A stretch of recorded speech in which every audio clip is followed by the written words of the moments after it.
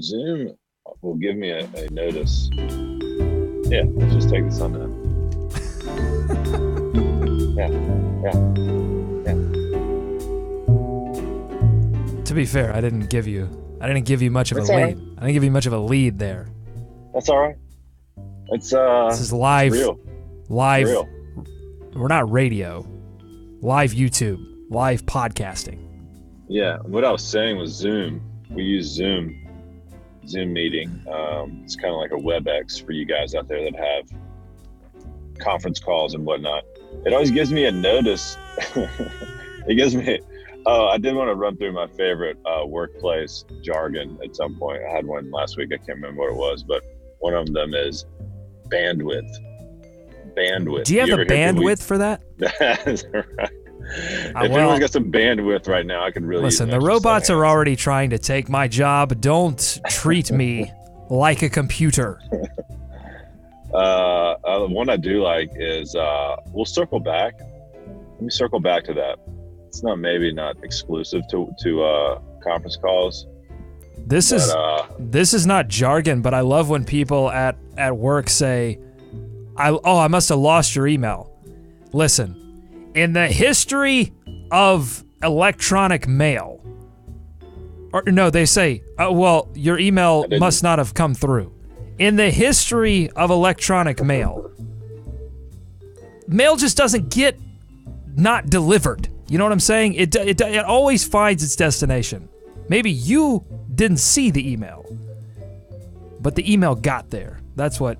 You know what also is bugging me? I got to show you this, David. You may not be able to see it because you're driving, but it's this Alex Kennedy tweet. I've mentioned this on the show before. Oh God! This is what's bugging me. Giannis is 22 years old, younger than 10 players picked in this year's draft! ! Yet he is blah blah blah blah blah blah blah. Okay, yes, Giannis is 22 years old, but he is an NBA veteran. It doesn't matter what the age is. The number doesn't matter. And I guess the line of thinking with those type of posts and whatnot and the age thing is that, like, if he's only 22 now, think of how much better he can get, I guess, right? Like if he plays it's all mileage. It doesn't right. matter. It doesn't matter. That's what I'm saying though. That's the thought behind it, right? Like, it's got to be the thought behind it. It's not a good thought. Is what I'm saying. Well, I know. We got a big show. We got a big show coming up. We're going to recap this Boston disaster. I know a lot of you want to talk about it, so we're going to talk about that. Also, we've got a big announcement about some merch that I'll get to after the intro. A lot more coming up. Nick Batum, jersey patches. It's all here. So let's get this thing started. No more bandwidth. You are Locked On Hornets, part of the Locked On Podcast Network. Your team every day. In a minute, cuz we live.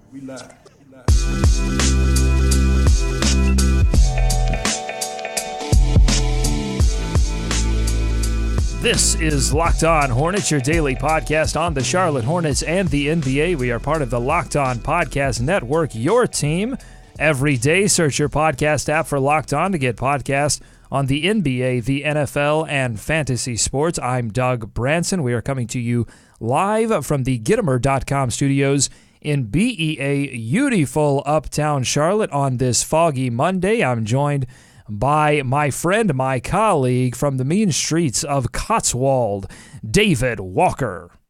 Man, Doug, I just let out 2 massive sneezes. Utilized the mute button here and saved you guys your eardrums. But it's super soupy out here, Doug. It is gray and just really soupy. We need this fog to get on out of here. We got Monday Night Football coming in town. I didn't bike to work today because I was afraid. I was afraid of the fog that it set in. It looks like Silent Hill, that video game out there in Charlotte right now. Anyway, this episode is brought to you by our friends at Frame Warehouse. Visit framewarehouse.net for all of your framing needs. They have the guaranteed best price on your framing project. They have 6 locations in Charlotte, so visit them, framewarehouse.net. Also, shout out to Patrick Ewing for getting his first dub as head coach of Georgetown. Former associate head coach for the Charlotte Hornets left last season to be the head coach of Georgetown, so big exciting news for Patrick.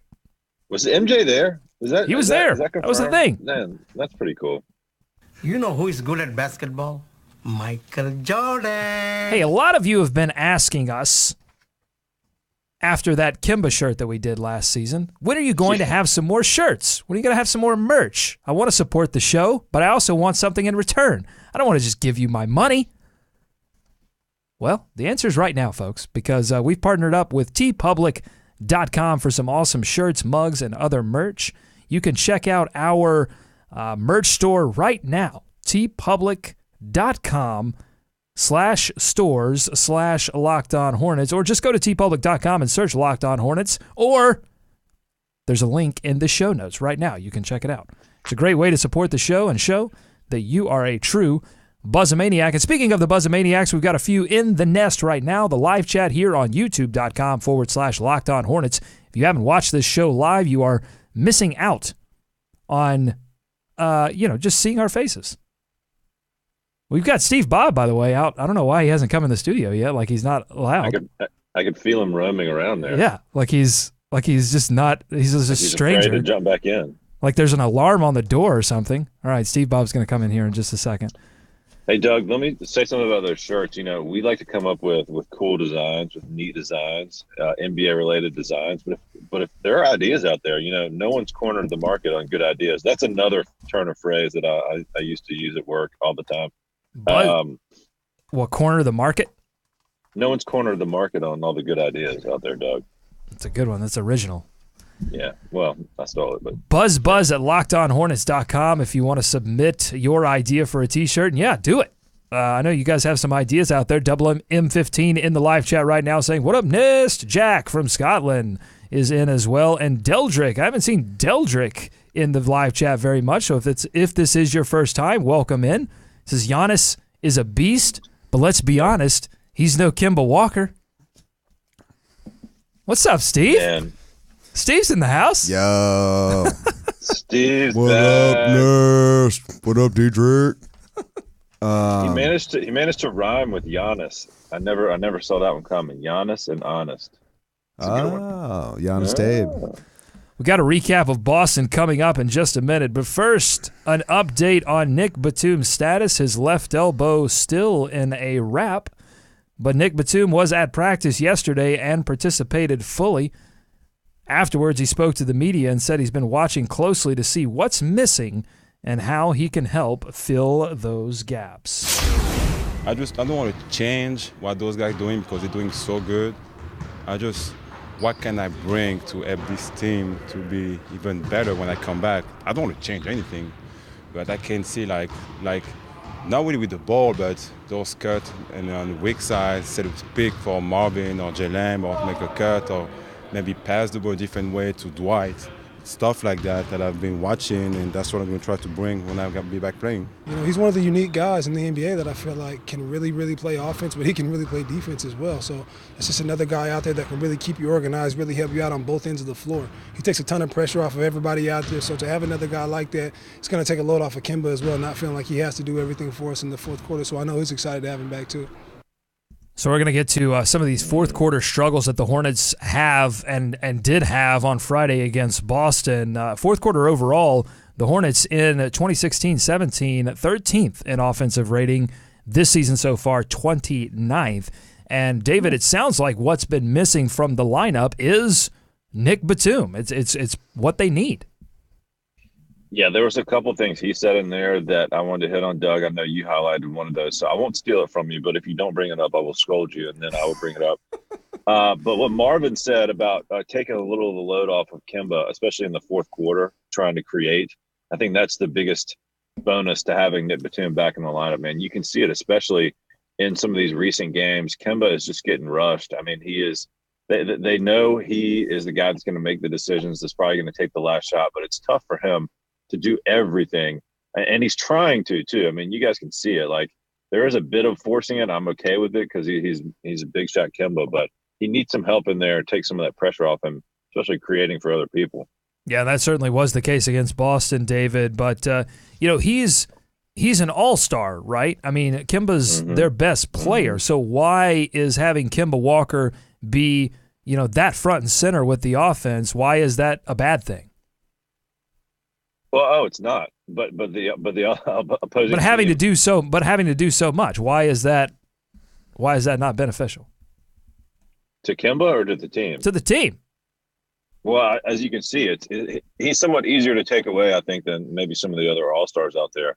But he's got to have help out there. I mean, only LeBron, maybe Giannis. There are other guys that can take it over, but it's hard for him to create his shot and like those other guys do. You know, I mean, it's easier for guys to defend him, I think, than some of the other superstars or stars in the league. So I looked up the numbers on fourth quarter usage percentage for Kemba Walker. 2016-17, last season, his fourth quarter usage was 32.4 compared to 29.1. In 2015-16, the last season that the Hornets made the playoffs, his fourth quarter usage percentage was 30.5. Compare that to 26.5 overall. Now you go to this season so far, we're only 12 games in, but 27% overall for Kemba in the fourth quarter, 35.5. That's up 3 year over year, up 5% from the last time that the Hornets played in the playoffs. So obviously, it's clear he's had to do more, and that's been a struggle for this offense for a variety of reasons, as David just pointed out, Steve. Yes. No, that was a great, you know what, I'm just kind of listening today, obviously, coming in off the bench. But, David, that was a great point. I hadn't really thought of it like that. Mm-hmm. But it does seem to be really hard for him to, like, he can obviously take over a game, but it is definitely difficult. He is easily stifled when you throw all of your defense at him. It's like, that's why we just need anybody else. We just need another guy out there. Batum being out there obviously helps a lot with that because he can create. Can you imagine if we had like another actual hardcore scoring threat creator out there? That's what I was really hoping, Monk will develop into, and Bacon a little bit. But those guys just aren't there yet. So welcome back, Batum, baby. And quote here on the live chat saying, have they always put this much length against Kemba? Yeah, we're seeing that more and more this season. Teams putting guys like Marcus Smart. We saw Jonathan Simmons when they played Orlando on him, and then DeJounte Murray. I mean, that's, a lot of teams have big point guards or players that they can swap out, put the shooting guard on Kemba to try to slow him down. And, David, we've seen Kemba miss some of those clutch open shots that we're used to seeing him knock down, and you wonder how much fatigue plays a factor because he's able to get inside and finish. He had a great finish and one to get them within 1 point in that Boston game, but then when he had opportunities to tie the ball game up from beyond the arc, those go begging, and sometimes you miss shots, but you wonder, because of how much he's doing, is that affecting things? Hornets are bottom 5 in assists this season as well, 11th in that category last season. Over the road trip in the fourth quarter, the offense has gotten a lot worse. Their offensive rating has been under 76, and the assist-to-turnover ratio is under 1 in the fourth quarter on this road trip. You're getting beat every game if that's the case. Like, no lead can sustain that level of shot missing and mistakes. One other interesting thing from that Nick Batum piece, better, easier post touches for Dwight Howard is what Nick told me at practice. He's been watching Dwight Howard more than any other player because he feels comfortable with guys like Kemba Walker. He feels comfortable with Marvin Williams, but didn't get much of a chance to play with Dwight because his injury happened so early on. So he really is focused on getting better. I love the phrasing here, better and easier post touches for Dwight Howard, David. That's got to make Hornets fans feel good. Yes, that's exactly what I was going to say, Doug. I don't have to scold you now, so you brought it up. But Nick mentioned that. He's been watching. Hopefully that will help. Look at some of the angles, especially Kemba. I mean, again, back to his size a little bit. He's limited in how he can get the ball to Dwight, Doug. And you brought this up, that Nick can pretty much hit every angle, hopefully give Dwight the ball maybe a little higher so we avoid some of those situations where guys are clamping down on him, swiping at the ball when he brings it up. I mean, some of that's on Dwight, but I think ball placement is going to be a big change when Nick gets back in there. And he talked about that before the season. Like, he was going to make a point of getting Dwight the ball anyway. And now he sees how best to do that. I mean, that could be a big boost for him when he comes back. Perfect example of what we're trying to illustrate here was in this game against the Celtics. 8:03 left in the fourth quarter. Hornets up 77-71. Kemba up top, passes to Bacon on the wing. Jaylen Brown on him, on Bacon. Brown bigger and taller, smothered Bacon on the wing there. Frank sets the flex screen for Howard, who drives across the lane and for some reason spins off his defender, starts to cut down the slot, but Bacon already let go of the pass, and that resulted in what we called an aft turnover, above the free throw line turnover, and you know what happens on those. Boston takes it down for a transition three-pointer. The Garden gets on its feet, 77-74. They cut the lead to 3, and it almost felt at that point like, oh God, here it comes. Like this is going to happen for the Celtics. 2 tough beats there too, and those 2 games back to back were like really good examples of how we're just not like a big market team. For lack of a better word, those 2 crowds get so insane when they could taste blood in the water, and I felt like that was a big part of it. Obviously, like the game itself was coming apart on us, and we couldn't score. I mean, the bigger problem is putting the ball in the bucket late in the game. But I was a little bit miffed that Kemba's the only guy on the team, it seems like, that can rise to that pressure, and he was just not. He couldn't come up with it. So you really do see like when he's not able to close out the game for us, we're just lost at sea. A lot more to talk about in this game against Boston. Lots to dissect. We'll get to that in a moment. But first, I don't know if you guys know this, but this is the absolute best time of the year to get something framed, whether it's a holiday gift, a home decoration, or something for your bonus room. Now is the time to get your framing done and get it done right with our friends at Frame Warehouse. We're proud to partner up with Frame Warehouse because they've been family-owned right here in the heart of Charlotte for over 35 years. They have the guaranteed best price on every framing project at Frame Warehouse. You can frame almost anything for next to nothing. If you can think about it, you can get it framed. We're talking sports memorabilia, maybe a poster for your office, maybe your kid's bedroom, gifts for the holidays. If you can frame it, they can do it. The best part is that Frame Warehouse makes the whole process super easy, and I don't know about you guys, but I need easy when it comes to anything, but especially because I'm out of bandwidth, David. I need it easy. Frame Warehouse has framing experts that will walk you through the process and turn your project around quickly and for an amazing price. Don't let your prized possessions go undisplayed. Get it up on the wall. Talk to our friends at Frame Warehouse at one of their 6 locations in Charlotte. Go to framewarehouse.net to find the one near you and tell them Locked On Hornets told you to drop by and give them a Go Hornets, Go America, let's swarm Charlotte. Okay, let's get into this game. Let's take a closer look at the loss on Friday night in Boston. The Hornets got to Boston needing a win to keep from getting skunked on their road trip. They caught a break when Al Horford was declared out, was still in the concussion protocol. They caught a further break when Kyrie Irving caught the sharp end of a Baines elbow to his face and exited the game 2 minutes in. The Hornets were up 18 shortly after halftime, up double digits after 3 quarters. It all felt eerily similar to the loss several nights before in New York, and it ended that way. Boston reserves ratcheted up the intensity in the final frame, and the Hornets ratcheted up the turnovers. Hornets lose 90-87. David, I'll start with you in this very simple question. What in the hell happened? Yeah, you mentioned Boston turning up the heat on them defensively, and that was a big piece of it. Whenever you play the Celtics, these guys do not stop. And in this game, when Kyrie went out, they didn't have Al Horford. Obviously, Hayward's already out.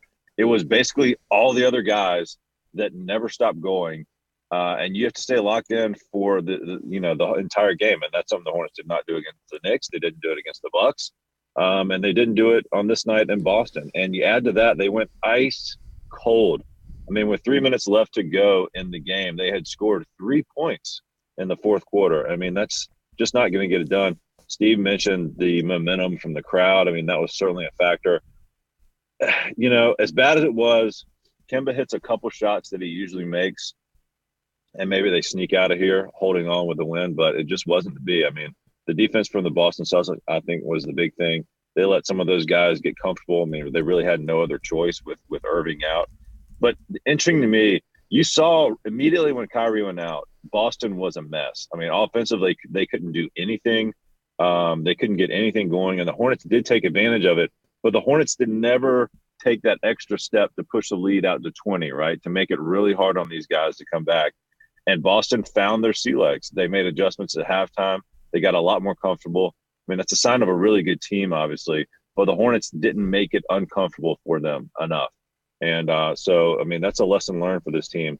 But as Steve Bob said, no Kemba to really bring them home, and there was no one else left to step up to make it happen either. Yeah, and Kemba got decent looks there at the end to make it happen. He had the step back there against Marcus Morris, and it was a little awkward, but I think it was well within. It's a shot he makes. And so it's well within, exactly, the range of shots that he can make. 0 of 6 from beyond the arc for Kemba Walker, and if you take away that Knicks game on Tuesday where he shot 4 of 8 from beyond the arc, 0 of 6 against Boston. He was 0 of 5 against Minnesota, 1 of 6 against San Antonio. And again, you hope that the Hornets reintegrate Nick Batum into the lineup and it can get Kemba back in his shooting groove for the year. He shot 38.5% from beyond the arc in those 7 games to begin the season in October, but since then, 27.6% in November. He is going to have to find that ability to knock down shots from beyond the arc because, this team is not loaded with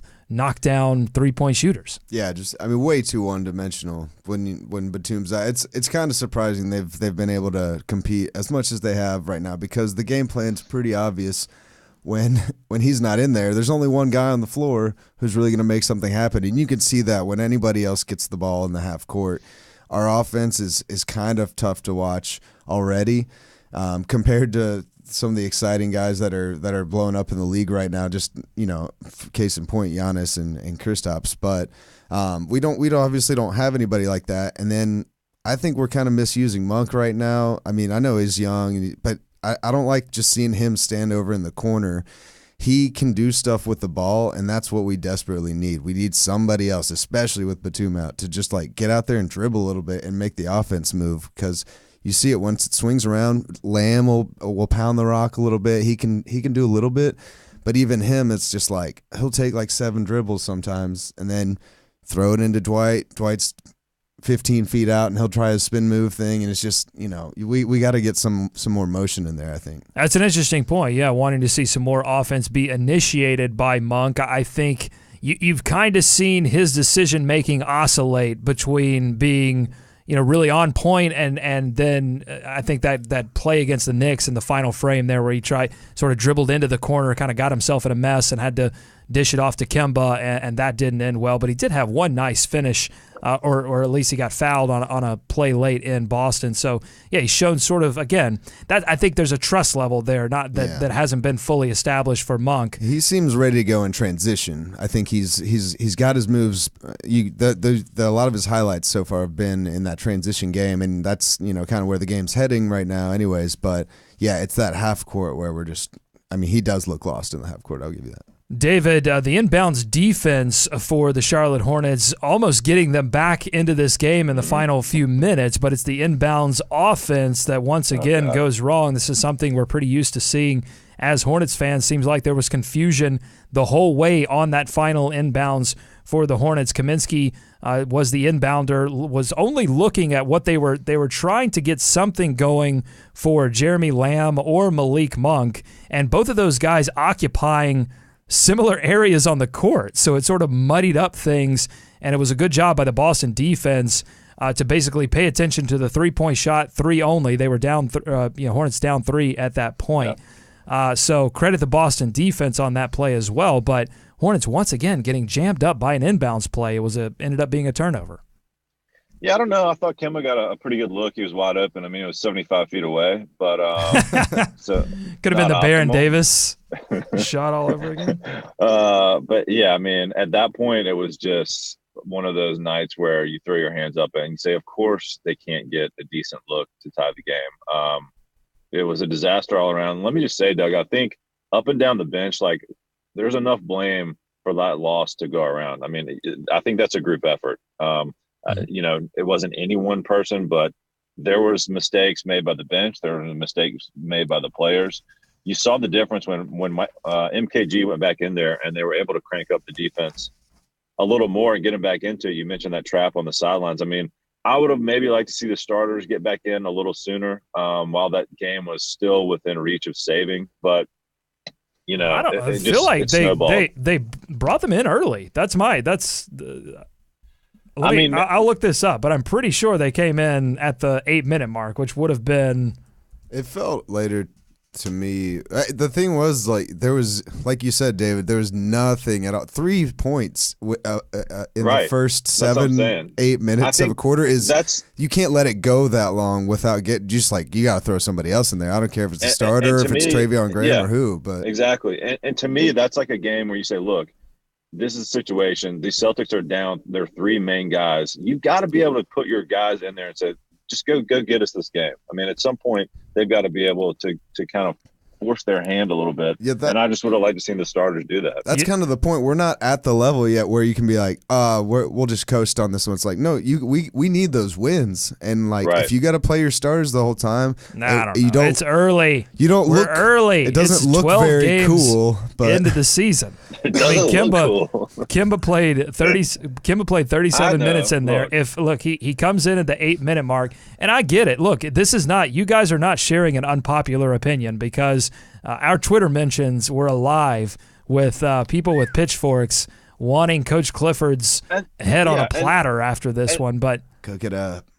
I'm just saying, sometimes you have to shake it up. I know that's aggressive, and I know that maybe he did bring him back in a little earlier. And like I said, everyone deserves some blame for this. I just think in that type of game, it was a mess. And sometimes you got to say, our best guys have to go win this game for us, and we're going to just have to figure it out because nothing else was working, Duck. I mean, sticking to the normal routine was not working. The shots were not falling. That game was there for the saving, and they weren't able to do it. The loss, I think, was most unfortunate because it covered up a lot of good that had happened in that game. Dwayne Bacon was unstoppable from mid-range. He kept them going. It was incredible what he was able to do. So far, I mean, this is a little outrageous to say, but it's true. I think Dwayne Bacon has been the more impressive rookie for the Charlotte Hornets at this point. Hot take alert. Not a hot take. I think he's played. Played well. That's no doubt. Here's what he's done. He's very played consistent. He's played consistent on both ends of the floor, and he has established that one skill that's going to keep him in rotation, which is his ability to rebound. Got a tough rebound there in that fourth quarter against Boston. I think that right now he's been the one that has deserved more time than Malik Monk at this point. And that mid-range game is crispy. Bacon Joe is the nickname I'm going with. Rolls off the tongue. It's not quite. Bacon Joe? Yeah, like ISO Joe. Look, I didn't really workshop that. I got it. Okay? That just flew off the dome, and it's bad. But I did say it. No, he's been great, and the thing to me about him is that he looks NBA ready. Doesn't he look like he's just body wise? He just looks like he's been in the league. The way he runs and stuff. Monk looks. He does run. He I've looks seen lost. That. Bacon Joe sounds like somebody from Mike Tyson's Punch Out. Yeah, seems like a guy. Yeah, he's one of the early round guys. He looks like all of Tallahassee to me. All of Tallahassee. Yeah. Oh, that's he hit several big shots in that game to kind of keep the Celtics at arm's length at a couple times during that game. So that was definitely good to see. And Frank Kaminsky did some nice things as well. Got back to shooting 3-pointers. That was a key for me because if they're going to insert Michael Carter-Williams back onto this bench, there's not a lot of shooting now on the bench. There's not a lot of spacing the floor. So you've got to get Frank Kaminsky out on that pick and pop, knocking down 3-point shots. I thought he did a good job of that as well. But it was key errors. I think, if you want to criticize anything from that game, I think it's the fact that Cody Zeller was guarding Jason Tatum at the end of the game. For me, I thought he put the starters in early. You got at some point you got to trust your bench for a few minutes, but it was obviously in there. It's whoever Kemba ended up on. They were going at him. Did you notice that? They like Marcus Morris. Is it Marcus on this team? Mm-hmm. Whatever. One of the Morris guys. One of the Morris. The prestige. Well, he got caught on a switch against Morris, and Morris rose up and hit a tough mid-range. Right, he got caught on Tatum a couple times too. I mean, Tatum's nice, but Zeller on Tatum was they had Marvin on Marcus Morris, and then they had Tatum on. Or they had Zeller on Tatum. I thought that was a bad matchup. So I think if you could criticize one thing. that would be it for me. I think you can, and I'm sure those guys and Clifford as well has things they can criticize about that game in themselves. And I'm not saying that would have saved the game for them. I'm just saying that was another option to look at, I guess. That one just felt like they needed to do whatever they could to get the win, as Steve Bob pointed out. And it's early. I do think we need to reemphasize that, Doug. It's early in the season. These are pretty bad losses. I think if you're a Hornets fan and you stuck around for not only the Knicks, but that Celtics loss was a gut punch. But it's super early, and you're getting Nick Batum back. I think you can take some solace in that fact because they haven't seen the Hornets at full strength. We know from last year when they lose anybody, I mean, that's just how this team is built. They cannot withstand these long sustained injuries to key guys, and everyone is key. I mean, that's the crazy thing about the makeup of this team. Every little piece of the main rotation guys is impactful, and when they're out, it affects how they play. And, it affects the result. So they've got to get all the pieces together. And back to the Kemba Walker doing too much in the fourth quarter, or having to do too much. We have a tweet here from Rod Pops 86 saying his teammates went 0 for 11. Would you trust them either? And no. It's a great point. Good point. We need a new team. Just scrap it all.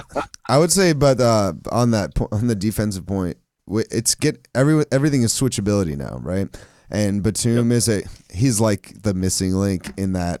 If Tatum's on the floor and they can get him on Zeller or Kemba, he can score easily on either of those guys. And there's a lot of Tatum-shaped dudes in the league right now. So there's a lot of them on Boston, man. Smart, they're pretty Boston. Well, that's the thing, and that's the thing too about that game. I thought Boston, that they're full of young guys that are fighting for rotation minutes. Daniel Tyus played well. And there's a lot of guy? Where did that guy come from? I don't know. They just pulled him out of White Trash Central Casting. I was like, there's no way this guy didn't win a thing. He won a contest in Southie, and they just threw some Boston dude out there. He looks great. I mean, he's the new what's the Red Mamba? What was the guy? Scalabrini. He's got to be the new Scalabrini. Those guys were going crazy for that trashy white guy.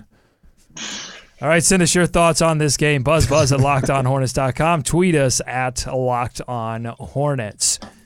Okay, Charlotte-based Lending Tree will be front and center Wednesday night when the Hornets take on the Cavaliers. Well, front and to the left, the Hornets and Lending Tree agreeing to a sponsorship that will include a jersey patch, a place on the Hornets mobile app, and signage in the arena. The Hornets join teams like the Boston Celtics, the Cleveland Cavaliers, and the Philadelphia 76ers, and others that have incorporated jersey patches onto their uniforms. This is the first year of a 3-year trial for the jersey patches. We have a picture of it here from the Charlotte Hornets. There's Dwight wearing the Lending Tree jersey patch there to stage right, his left. David, thoughts on that patch? Dwight looks like he loves it. That's serious. I've tried to talk myself into these patches. This one is not as egregious as some of the other ones, but selfishly, I do wish they would have just, stick with the jump man on the one side. These patches, it's not my favorite thing, uniform based, but I get it. You're a purist. Well, I mean, does anyone in favor of these? I don't, except for obviously the teams getting that money coming in. Well, that's the thing. Yeah, that's not. They weren't going to do it. I'll tell you, no one's going to be in favor of more advertising. Lending Tree is loving it right now. Their SEO's through the roof. People are. How many people go to Lending Tree after they're like, you know what, that Dwight jumper was nice. They want national attention. Jack on the chat saying definitely not the biggest eyesore, but not the best looking either. So good. Why not make it a tree? Jack. Why isn't it a little tree with money for logo. Leaves? Yeah, that's what I'm saying. Well, that's get me in there. Know what it is. Pay me that marketing money. So visually, it doesn't dominate like the Squarespace ad on the Knicks jersey, which is like it's half their jersey. It's incredible. Like, why did they approve that patch? Their logo is basically text. So, and I think that's important, David, because you've got Jordan Brand, you've got the classic jerseys. You don't want to take too much attention away from those things. So I think of all of the options that they had, I think this is probably the least egregious. Yeah, I agree. That's the word I just used. And it's nice. All right. That's it. A lot, that's a lot of gusto from a guy that's not showing his face on this show. I would say maybe you lended that word to. I understand the jersey purists out there that hate this, and I'm not a mega fan of it by any means, but it is the future. We must embrace the progress, and it's good to see from a franchise health perspective, the Hornets getting in on the action with other major markets. Plus, yeah, that's a good point. They do choose a business that is headquartered in Charlotte. They've got a South Park headquarters, but it's certainly not one as iconic as Harley-Davidson in Milwaukee or the obvious Disney in Orlando. I'm not sure many average Charlotteans know that Lending Tree is headquartered in Charlotte. They may soon know now, but I guess if I want that, I'm not like, these are negotiations, right? These are things that are complicated, but just selfishly, I would have liked to see it been more of an iconic Charlotte brand. Sorry, Bojangles. Yeah, sorry, Bojangles. And also, that doesn't do a lot to dismiss the notion that Charlotte is just a bland old banking town. It's like home loans. We have no identity. It's a town built from people moving here from other places, and all anybody knows about it is banks. Faceless banks, which, by the way, not the most popular. You just moved back from another place. You're one of those. You're kind of one of those, but you're originally from baby. Here. I'm a new millennial coming in with my disposable income. Gonna lend it to a tree. What does that mean? Why isn't it a tree, Doug? Why couldn't it be a tree? Why? Come on, guys. Hey, Doug, from a design standpoint, though, you're right. It's about as good as you could hope for, I think. I mean, I get it, man. It's just, I don't think you have to be a Jersey purist either. It's just it's something getting used to, and I don't know, man. Let's go back to the live chat before we get out of here. A quote saying, "I thought I would hate them, but they are not as bad as I expected." Jack saying, "The vast majority of jersey patches haven't bothered me at all." The NBA's done a good job, I think, of keeping it. It's not soccer where it's like emblazoned over the chest. No, they've kept it. They've tried to rein it in a little bit, and this is a 3-year trial. So if it doesn't work, then they may go back to the drawing board on this. Hey, you know what is working though? Our T-shirts. You want to go check those out? Head over to teepublic.com, teepublic.com. Search for Locked On Hornets, or there is a link in the show notes, so it will take you right to our store. You can check out some of our designs, which include we've got a Monk T-shirt. We've got, coming soon, we're going to do a Bacon T-shirt. Yes. We've got the Kemba shirt from last season. We've got an NBA Jam themed T-shirt. We've got the Buzz City intro, which I don't even, did I hit? I hit the Buzz City intro, right? The new one that we've got for the show. we got these shirts? No, we've got I'll show you. I'll show you the shirts after the show. Oh, baby boy. We've got that. So we've got a T-shirt with that. Gonna get me one of those in a schmedium. Okay. Thanks so much for listening. If anybody out there is looking to buy me a shirt, it's a schmedium. Thanks for listening to Locked On Hornets here on the Locked On Podcast Network. Follow us on Twitter at Locked On Hornets. Subscribe to us on iTunes, Overcast, Pocket Cast, whatever you use to get your podcasts. Just search Locked On Hornets and give us a review. It helps other hardcore Hornets fans like yourself find this show. Shoot us your Hornets questions and thoughts to buzzbuzz@lockedonhornets.com and your T-shirt ideas as well. Thanks again to framewarehouse.net for sponsoring this episode. We're back again tomorrow with more on your Charlotte Hornets. We've also got an interview coming up with Del Curry on Wednesday, so be looking for that. Big week for us here on the show. For David and Steve, I'm Doug. Go Hornets. Go America. Let's swarm Charlotte.